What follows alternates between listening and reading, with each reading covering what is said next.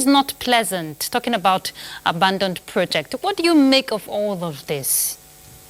To begin with, there are usually several reasons why a project could be abandoned.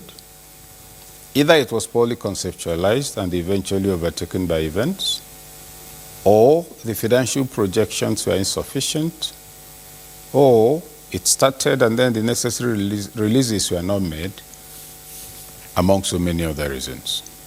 So when a project is abandoned, the first thing to do is take inventory. How many projects are abandoned?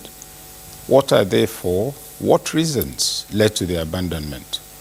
A good deal of the time, public commentary on abandoned projects suffer from one major defect: a generalization.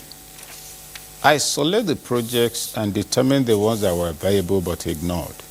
So it's only when you do that that you can then give reasons and say, okay, these are not rightly abandoned. In some cases, actually, you find that a substantial percentage of the funds for it had been released, sometimes up to 70%.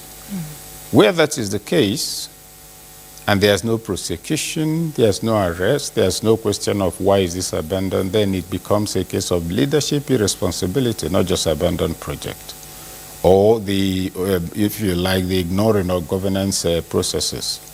So that's a general comment, initial observation on that. For us to know that a project does not abandon itself. And when you have several abandoned projects, the question is nobody looking? The reason for which it was set up, has it been served? If it hasn't been served, why are questions not being raised? So those are my initial general observations